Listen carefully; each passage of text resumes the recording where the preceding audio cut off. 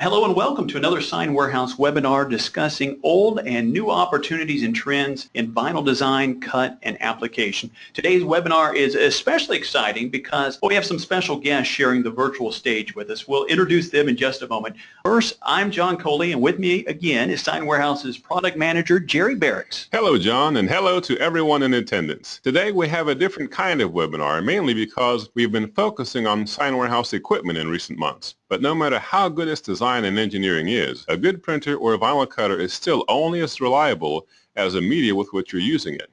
That's why it was some years ago that we sought out, found, and quickly fell in love with the reliability and versatility of the Aurifol line of products. Now, for those who don't know, Aurifol is the company behind the Oracal brand, and it's been for almost 10 years now. And of course, Oracal has been one of the leading names in self-adhesive films for plotting and printing for 20 years. Jerry, Aurifol is also responsible for such popular brands as Auratape, Auramask, Auragard, and Aurajet, all staples at Sign Warehouse. That's right. But today we're going to focus largely on using Oracal vinyl for indoor wall and window graphics. I'm glad to introduce our special guest from Aurifol. Craig Campbell is their market manager for graphic products, and Sam Featherston is Aurifol's Southwest Territory Manager. Hello, gentlemen. Hello, John. Hello, Jerry. We have a wide spectrum of experience in attendance today. Some have probably printed on or cut vinyl for years, and we may have some here who are considering this industry for the very first time. So we hope you can help broaden our understanding of the vast opportunities that come with interior vinyl graphics. Very good. Before we get started, on behalf of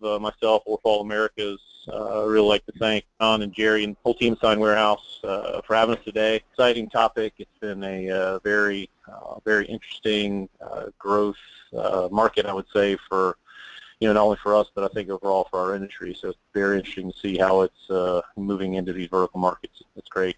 Thanks again also for you guys being such a great partner. Value like this is hard to find every day. So, doing these webinars and trainings and what you offer to the industry is certainly not unnoticed. So we do appreciate it. With that, we'll go ahead and get started. We're going to talk a little bit about tools of the trade. If you don't have any of this equipment now and you're looking to produce wall or window graphics, whether it be for residential, commercial, whatever the market you may be targeting may be, if you don't have some of that equipment, what's out there and what you may need. And then as well as looking at those customer opportunities, if you do already have that equipment, what you can do with what you have, and then what some opportunities may be if you want to expand that business as well. And with that, we're going to look at kind of two sides of the wall and window business, if you will, using your standard, what we call cut vinyl or plotter cut vinyl graphics, and some ideas we want to share with you there. And then on the digital printed side of things, digital media side of things, what opportunities may lie for you there, and talk a little bit about substrates and some things you can do that may set yourself apart from competition out there, if you will. And then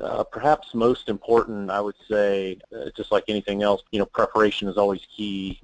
Perhaps most important is covering some of the things you need to know before you actually create those graphics and apply them to a wall. So we're going to talk about some of those things and looking at different materials and wall preparation, that type of thing. Then we'll talk a little bit about some Aurifol wall products, just to make you aware of some of the things that you've seen through the presentation, kind of how they were created and what you can do with those.